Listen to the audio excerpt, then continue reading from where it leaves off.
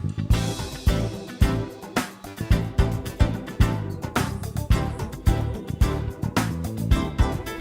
day and thank you for tuning in to Initiating Insight with Sibongile.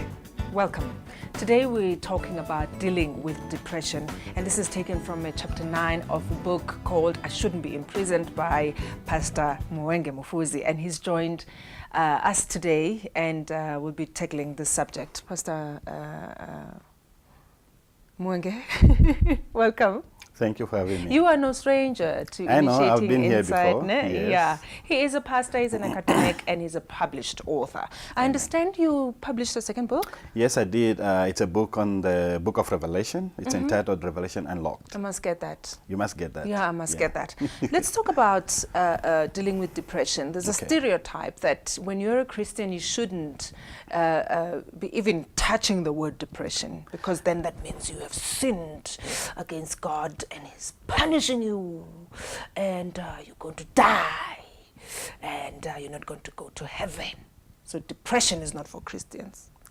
That's an unfortunate perception, but it's very common, especially among Christians, because there's this myth within the Christian faith which says if you're a believer in Christ, you shouldn't feel bad, you shouldn't be depressed. And because of that, many people that are Christians and are depressed, they're hiding it. Because in their thinking, there's this myth behind their thinking: if I'm feeling bad, then I must not be a very good Christian.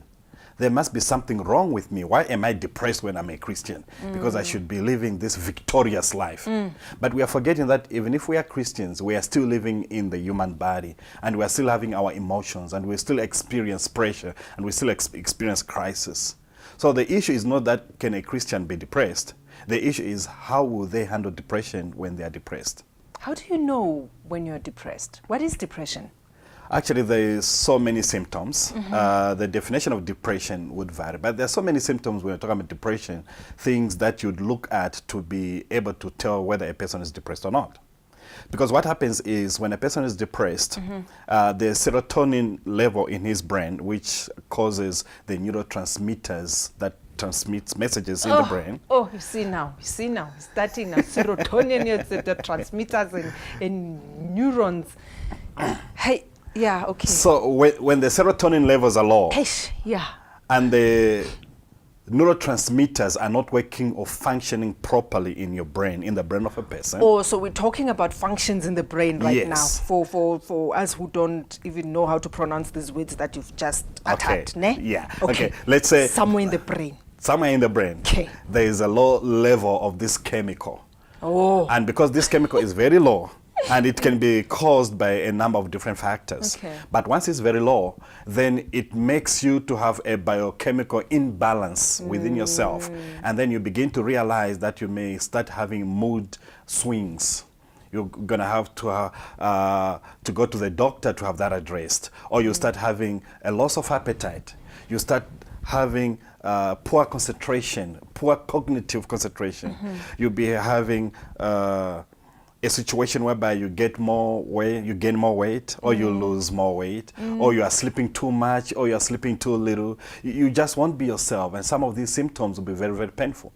Now, these symptoms have to be prolonged. It's not only when you are feeling, you are having a bad day. And it's not just one of them at a time. No, it's not just one of them at a time, and it's not like when you're having a bad day. Maybe a combination of them. When it's a combination of them and over a prolonged period of time, then there is a high possibility that you could be suffering from depression. And because of that, it's a very, very good advice for everybody to see a doctor when they're experiencing such symptoms. Can't you pray? Why do you want to see a doctor? I mean, you're a Christian, why don't you pray? Yes, you can pray. And actually, prayer should always be the first response and not the last resort. Okay. Yes, you can pray. But there's also another myth, especially as Christians. There's a myth which goes like, if you're a Christian, you shouldn't use medicine. Just pray and God will heal you. Because when you use medicine, that means you don't trust God. You don't trust God. You have no faith. But that is not true. You see, I believe that every healing comes from God. Every healing comes from God, regardless of how it has come. But God, according to his own, God, according to his own discretion, in his own divine prerogative, he can choose to heal you through a medicine. He can choose to heal you through just therapy, counseling. He can choose to heal you through the normal body functioning.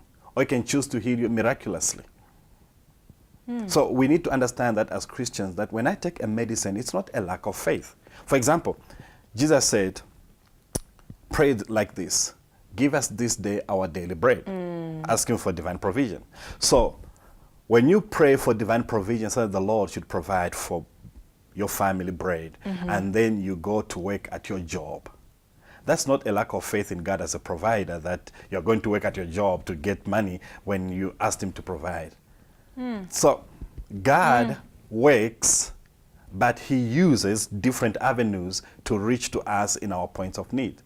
So when you're suffering from depression and you take antidepressants, that's not a lack of faith in God as a healer. The antidepressants might just be the avenue that God is using to heal you from your depression. So when you're in church and you're sick, and then a pastor lays hands on you, and you don't feel, well, healed, and then you go home, you take a painkiller, and then you get healed. So God decided that, no, I want to heal them with a painkiller today.